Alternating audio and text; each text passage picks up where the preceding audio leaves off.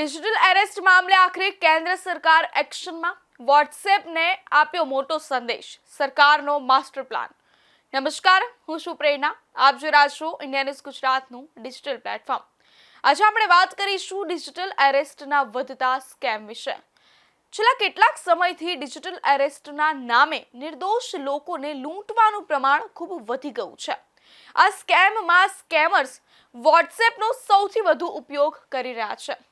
આ જોખમને જોતા ભારત સરકારે હવે આક્રમક વલણ અપનાવ્યું છે અને વોટ્સએપને સીધો આદેશ આપ્યો છે કે સ્કેમમાં વપરાતા ડિવાઇસને તાત્કાલિક બ્લોક કરવામાં આવે. હવે માત્ર એકાઉન્ટ નહીં, આખું ડિવાઇસ બ્લોક થશે. ગૃહ મંત્રાલય હેઠળની cyber wing Indian cyber crime coordination સેન્ટરના રિપોર્ટ બાદ આ નિર્ણય લેવાયો છે.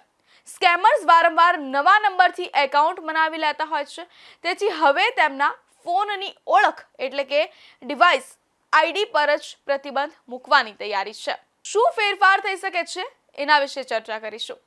વોટ્સએપ પર સ્કાઇપ જેવા સુરક્ષા ફીચર્સ લાગુ કરવા પર વિચારણા ચાલી રહી છે. આઈટી રૂલ્સ 2021 હેઠળ ડિલીટ કરેલા એકાઉન્ટ્સનો ડેટા 180 દિવસ સુધી સુરક્ષિત રાખવા પર ભાર મૂકાશે, જેથી તપાસ એજન્સીઓને પૂરતા પુરાવા મળી રહે.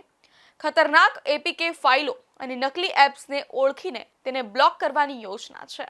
તો શું હોય છે આ ડિવાઇસ આઈડી, તેના વિશે જાણીએ. જેમ કે દરેક ભારતીય પાસે આધાર કાર્ડ હોય છે, તેમ દરેક ઇલેક્ટ્રોનિક ગેજેટની પોતાની એક અલગ ઓળખ હોય છે, જેને ડિવાઇસ આઈડી કહેવાય છે. તેમાં નીચેની બાબતોનો સમાવેશ થાય છે, જેમાં IMEI નંબર મોબાઈલ નેટવર્ક પર ફોનની ઓળખ માટે હોય છે. MAC મેક એડ્રેસ વાઈફાઈ અથવા નેટવર્ક કનેક્ટિવિટી માટે હોય છે. સિરિયલ નંબર એટલે કંપની દ્વારા આપવામાં આવેલો યુનિક નંબર અપાય છે. એડવર્ટાઇઝિંગ આઈડી એપ્સ અને જાહેરાતો માટે વપરાતો નંબર હોય છે. તો શું છે આ ડિજિટલ એરેસ્ટ સ્કેમ, તેના વિશે જાણીએ. આ સ્કેમમાં ગુનેગારો પોલીસ, CBI અથવા કસ્ટમ્સ અધિકારી બનીને વોટ્સએપ વિડીયો કોલ કરે છે.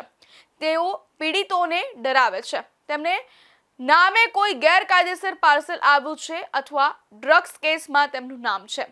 ત્યારબાદ ધરપકડની ધમકી આપીને તેમને ડિજિટલી તપાસમાં સહયોગ કરવા કહેવાય છે. પીડિતને કલાકો સુધી કેમેરા સામે બેસી રહેવા મજબૂર કરવામાં આવે છે, જેને ડિજિટલ એરેસ્ટ કહેવાય છે.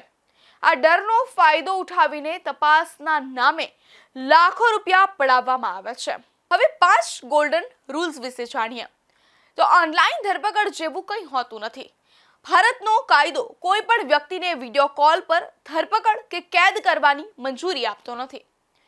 અજાણ્યા નંબરથી આવતા ધમકીભર્યા કોલથી ડરવાની જરૂર નથી. ફોન કાપીને નજીકના પોલીસ સ્ટેશનનો સંપર્ક કરો.